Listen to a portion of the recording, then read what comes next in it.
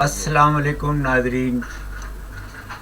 Programme सबसे हट के साथ मैं हूं आपका मेज़बान अता मोहम्मद तबस्सुम और मेरे साथ हैं सीनियर तज़कियाकार जनाब वजी अहमद सिद्दीकी। गुज़िश्ता रात पेट्रोल की कीमत में 15 रुपए का इजाफ़ा हो गया और मुल्क भर में ये अफवाह तो पहले से ही फैली हुई थी। पेट्रोल पंप पे आवाम एहतजाज करने के लिए जमा नहीं हुए, लोगों ने लाइनें लगाकर रात गए तक सड़कें ब्लॉक करके पेट्रोल पंप से पेट्रोल अपनी गाड़ियों में भरवाया।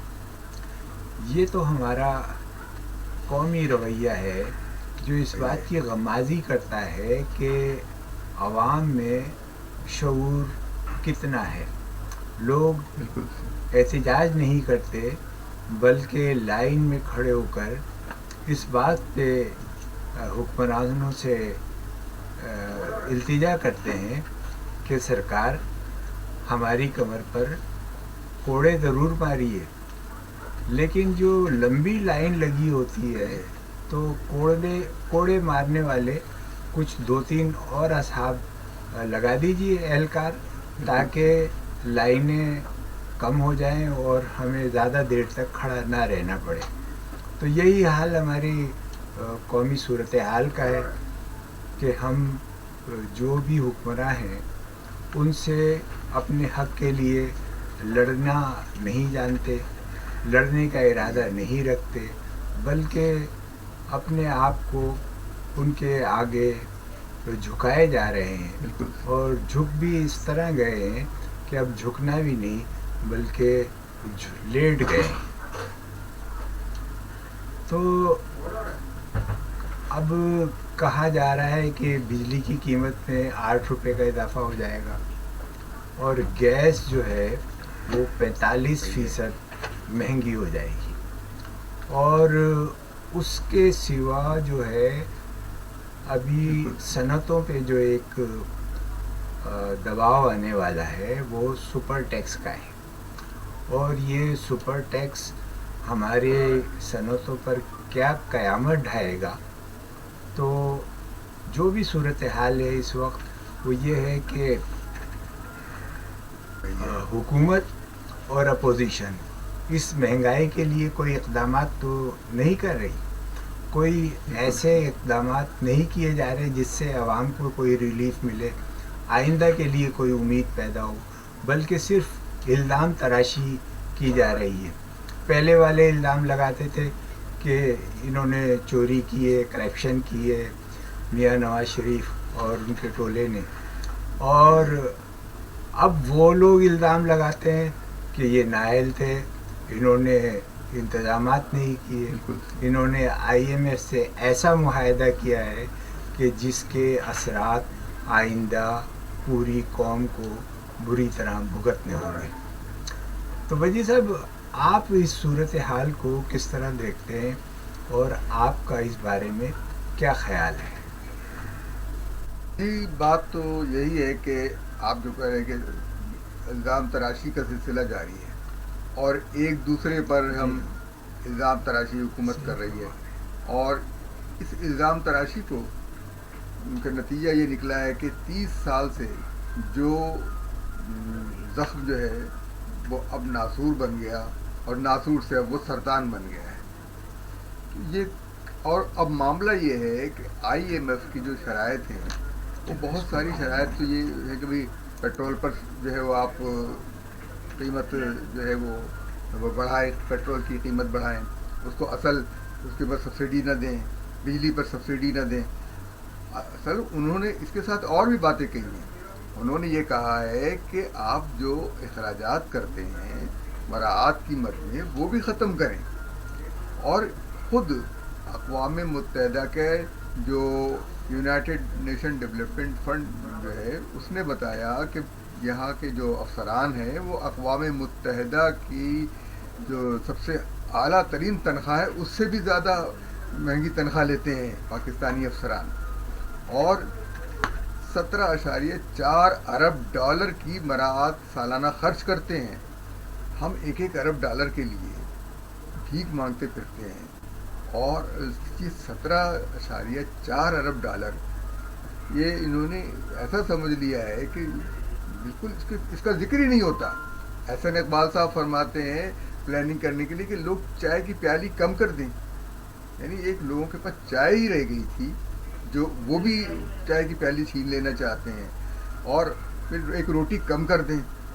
لوگوں کو روٹی مل نہیں رہی ہے، یہ ساری چیزیں یہ مراعات کم کرانا چاہتے ہیں. یہ مراعات ہیں جو لوگوں کی ضروریات کم کرانا چاہتے ہیں، اور ان ضروریات کو کم کرا کر یہ چاہتے یہ ہیں کہ معیشت درست کر لیں. معیشت اس وقت درست ہوگی جب احسن اقبال صاحب 3 پیس سوٹ سے شلوار قمیض میں آ جائیں گے. وہی شلوار قمیض جو 2000 روپے کی اتوار بازار میں ملتی ہے وہ پہنیں گے. ورنہ اس طرح تو نہیں ہے کہ 25,000 40,000 60,000 70,000 اور 1,00,000 روپے کے سوٹ کوئی ہمارے وہم و گمان میں بھی نہیں ہے. یعنی 5 کروڑ روپے کی BMW ہے. پاکستان میں آپ کو دیکھ لیجیے کتنی BMWs ہیں. 3 کروڑ روپے کی مرسیڈیز ہے. آپ دیکھ لیجئے کتنی مرسیڈیز ہیں. یہ اربوں خربوں روپے جو ہے وہ وہاں چلے جاتے، وہ وہاں نظر نہیں آتے. عوام کو ملنے والی سبسڈی وہ نظر آتی ہے. گاڑیاں آتی ہیں ان کے یہ سپر پیٹرول پہ چلنے والی گاڑیاں ہیں، ان کے یہ نازک مزاج گاڑیاں ہیں، ان کے اندر آپ ذرا کوئی اور گھٹیا تیل ڈال دیں تو یہ ناراض ہو جاتی ہیں. ان کے نخرے بہت ہیں. اور کیا یہ ہمارا ملک اس قسم کی چیزوں کی کا متحمل ہو سکتا ہے؟ مچھلی اوپر سے سڑتی ہے. پاکستان کی اقتصادیات کی مچھلی اوپر سے سڑ رہی ہے.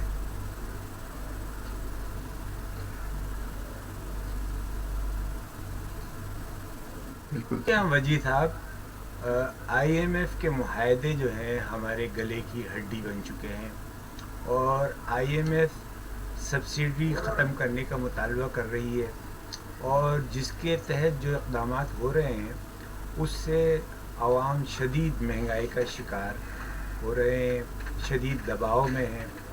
ہماری سب سے بڑی ایک مسئلہ تو یہ ہے کہ ہمارے نان ڈیولپمنٹ کے جو اخراجات ہیں وہ بہت زیادہ ہیں، اور ترقیات کے اخراجات ہمارے بہت کم ہیں. تعلیم کے اخراجات بہت کم ہیں. صنعتوں کو سہولتیں دینے کا اخراجات جو ہے ہم نے ان پہ سوچا ہی نہیں ہے. اور یہ ساری ایسی صورتحال ہے. دوسری طرف جو ہے کفایت شعاری، یہ حکومت جب آئی تھی تو اس کو پتہ تھا کہ مہنگائی کا سیلاب آنے والا ہے، یہ ساری صورتحال ہے. انہیں فوری طور سے 15 سے 20 وزارتوں کو تو ختم کر دینا چاہیے. وہ وزارتیں جو ہیں صرف پاکستان کے خزانے پر بوجھ ہیں، اور ان حکومتوں کے وہ جو افراد ہیں جن کو انہوں نے کمیٹیوں کے سربراہ یا وزراء کا درجہ دیا ہوا ہے، یہ تمام لوگ اپنی مراعات استعمال کرتے ہیں. تو کفایت شعاری تو اس حکومت کا کوئی انہوں نے اس کے بارے میں سوچا ہی نہیں ہے، اور نہ یہ کوئی سوچنا اور کوئی اقدام کرنا چاہتے. پھر دوسری طرف فوج کے بہت سے ایسے ادارے ہیں جنہیں بند کرنا پڑے گا، ان کے اخراجات کو کم کرنا پڑے گا، اور ان کے اوپر کوئی فیصلہ کرنا پڑے گا. اب ہم جن منصوبوں سے امیدیں لگائے بیٹھے تھے، سی پیک کا منصوبہ ہے، وہ اب بہت پیچھے چلا گیا ہے.